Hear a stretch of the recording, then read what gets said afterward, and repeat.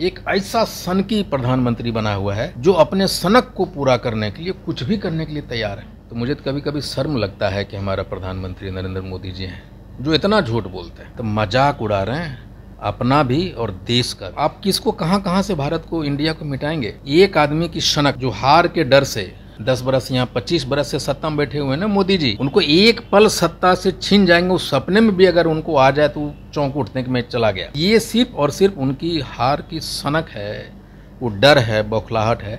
आप आरबीआई को कैसे बदलेंगे? कहा था कि नोटबंदी में जनता का फायदा होगा, जीएसटी में जनता का फायदा हुआ। ये एक दिन रात में उठते हैं और सुबह आके कुछ चीज का घोषणा कर देते हैं। ये नहीं कर पाएंगे फिलहाल 2024 में वन नेशन।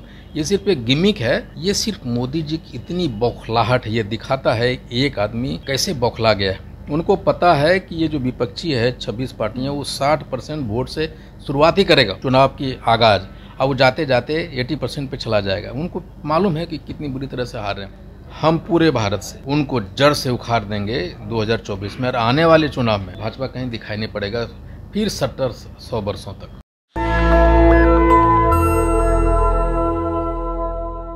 देखिए, लगातार केंद्र सरकार की तरफ से वन नेशन वन इलेक्शन की डिमांड की जा रही है। ऐसे में हमारे साथ बातचीत करने के लिए आईपी गुप्ता जी है जो कांग्रेस के वरिष्ठ नेता है। चलिए हम इनसे बातचीत करते हैं और जानने की कोशिश करते हैं कि इस मुद्दे को वो किस तरीके से देखते हैं।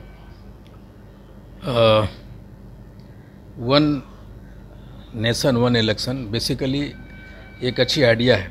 पहले भारत में तो होता रहा है, लेकिन जब वर्तमान परिप्रेक्ष्य में अगर हम इसको देखें तो जिस तरह से अभी कुछ दिन पहले नरेंद्र मोदी जी ने यूसीसी की बात उठाई थी, एक आवाज़ था देश के मुद्दे को, मणिपुर के मुद्दे को भटकाने के लिए उन्हें यूसीसी की बहस छेड़ दी। ठीक उसी तरह वन नेशन वन इलेक्शन है। हमारे 60 के दशक में ये चीज़ें हुई थी, लेकिन उस समय देश की जो आबादी थी बहुत छोटी थी। लेकिन अगर अभी हम वन नेशन वन इलेक्शन की बात करते हैं, इसमें बहुत सारी चीज़ें हैं जो संभव नहीं हो सकता।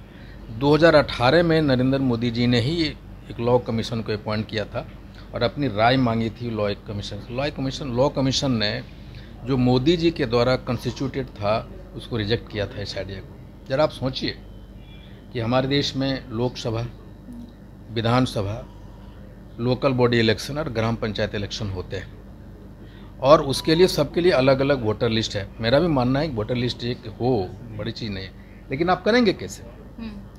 क्या आप अभी जब वन इलेक्शन वन नेशन की बात करते हैं तो जो सरकार की चुनी हुई, जनता के द्वारा चुनी हुई जितनी भी सरकारें हैं, क्या आप उसको भंग करेंगे? चाहे लोकल बॉडी हो, चाहे विधानसभा की हो, या फिर ग्राम पंचायत, क्या उसको भंग करेंगे? दूसरा, अभी देश में 19 लाख कुछ ईवीएम है और उसके लिए लगभग 60 लाख ईवीएम की ज़रूरत है। तो क्या ये जो बचे हुए समय है क्या उसमें करा पाएंगे? दूसरा है जो फोर्सेस हैं, जो सुरक्षा के एडमिनिस्ट्रेटिव हैं, आर्म फोर्सेस है, मोबिलाइजेशन कैसे कर पाएंगे?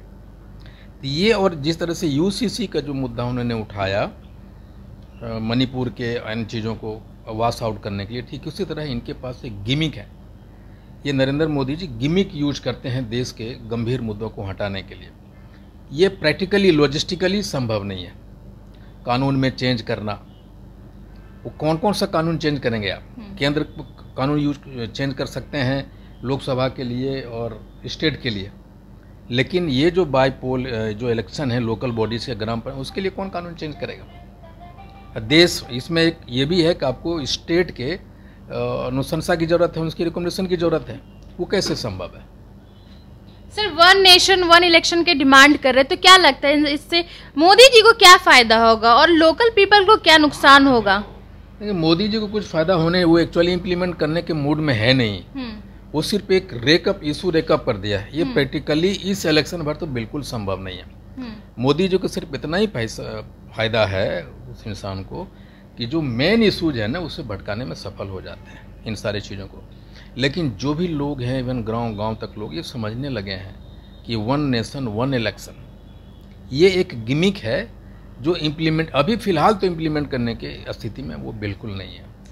मान लीजिए बिल पास होता है, कोर्ट में ये बात जाती है, तो वो तो साफ बोलेंगे कि आप लोग जो है इसमें बाधा बांध रहे हैं, क्योंकि वन नेशन वन इलेक्शन से जनता का फायदा हो रहा है, पैसे की बचत हो रही है, टाइम की बचत हो रही है, आप लोग क्या करिएगा, आप लोग क्या बोलिएगा? जनता को कैसे फायदा हो रहा है?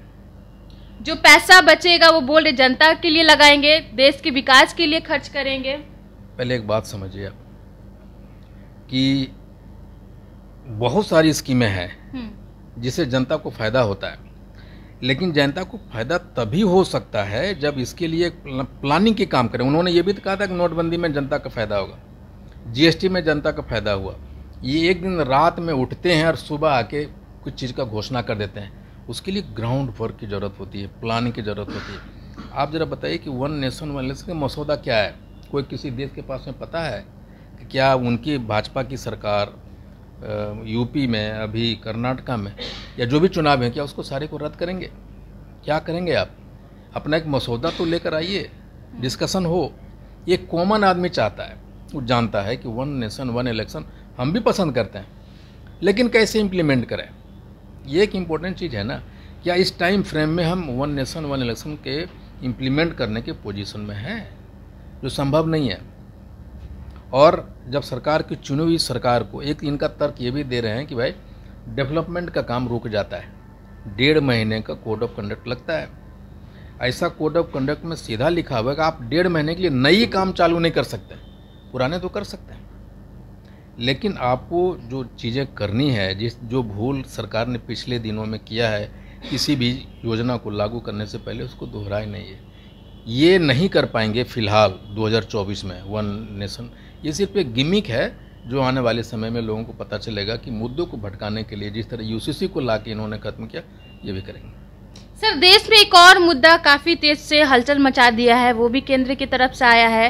प्रेसिडेंट ऑफ भारत, जहां हर इंडिया लिखा जाता, वो कह रहे हैं कि जो इंडिया वर्ड है वो ब्रिटिश से लिया गया है, तो वो चाहते हैं जहां जहां इंडिया यूज किया गया है उसको हटा दिया जाए। तो इसको आप किस तरीके से? इनको नहीं पता, इनको 2400 पुराने इंडियन वर्ड है जो इंदुस घाटी से इंडिया नाम रखा गया। ये सिर्फ मोदी जी की इतनी बौखलाहट है, ये दिखाता है एक आदमी कैसे बौखला गया है। उनको पता है कि ये जो विपक्षी है 26 पार्टियां, वो 60% वोट से शुरुआत ही करेगा चुनाव की आगाज, और वो जाते जाते 80% पे चला जाएगा। उनको मालूम है कि कितनी बुरी तरह से हार रहे हैं। हमें दुर्भाग्य इस बात का है कि जब राष्ट्रपति ऑफ भारत लिखा गया तो हमारे राष्ट्रपति को ही विरोध करना चाहिए था। वन नेशन वन इलेक्शन में हमारे रामनाथ कोविंद जी को बनाया गया, उनको स्वीकार नहीं करना चाहिए था। ये सारी चीज़ें तो आप किसको कहाँ से भारत को, इंडिया को मिटाएंगे? कल हम लोग जिस डर से उन्होंने प्रेसिडेंट ऑफ भारत लिखा है, कल अगर हम विपक्षी लोग जो ही कानून ला के वो भारत बनाते हैं, हम लोग कल भारत नाम रख देंगे गठबंधन का, तो क्या करेंगे? ये नाम चेंज करने से क्या सॉल्यूशन उनकी खत्म हो जाती है? सर, भारत जोड़ो यात्रा भी आप लोग की तरफ से चल रहा है, तो उसमें भी तो भारत है। हमने कहा, हमने कभी ये नहीं कहा कि इंडिया और भारत अलग है। हमने ये नहीं कहा। कॉन्स्टिट्यूशन का पहली आर्टिकल क्या कहता है? इंडिया दैट इज भारत, ये यूनियन ऑफ स्टेट्स। हमारे देश में तो 4 नाम से जानते हैं ना, इंडिया है, भारत है, हिंदुस्तान है, हम तो कहते ही हैं।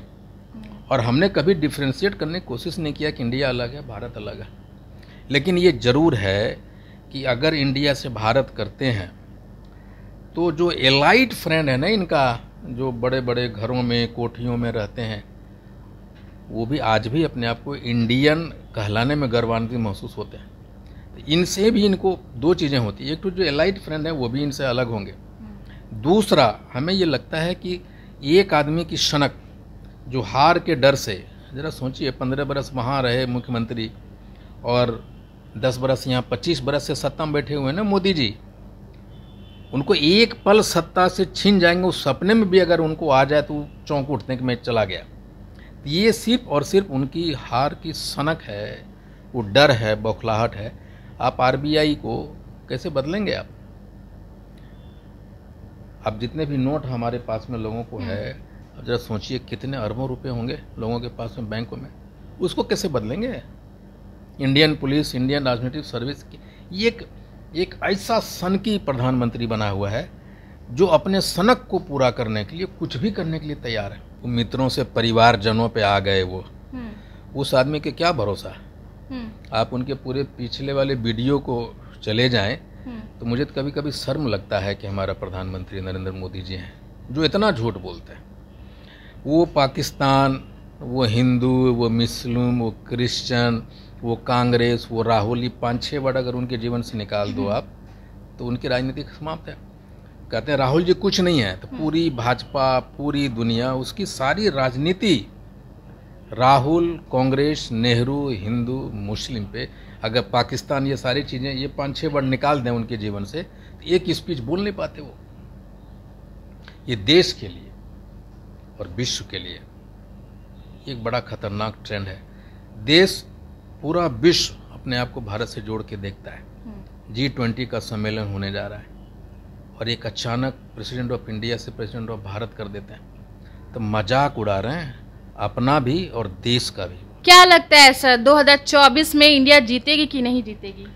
उसी का तो डर है कि प्रेसिडेंट ऑफ इंडिया से प्रेसिडेंट ऑफ भारत हो गया। मैं कह रहा हूँ कि 37 या 35% वोट लेके भाजपा जीती थी जब हम लोग अलग अलग लड़े थे। अभी जो दल, वो भी अपना गिनाते हैं 30 आदमी का, 30 दलों का है, जो कभी पहले गिनाते नहीं थे, भाजपा बोलते थे। ये जो हमारे पास 26 दल हैं, आप देखो, तृणमूल हो, महाराष्ट्र हो, बिहार हो, चाहे जहाँ भी लालू ये हों, सपा हों, ये वोटों का अगर हम गिनती करते हैं ना, उनका 60% है। तो हम जब इलेक्शन में जाएंगे तो 60% वोट ऑलरेडी हमारे पास है जी। और अब जब हम चुनाव में जाएंगे तो 60% वोट के साथ जाएंगे।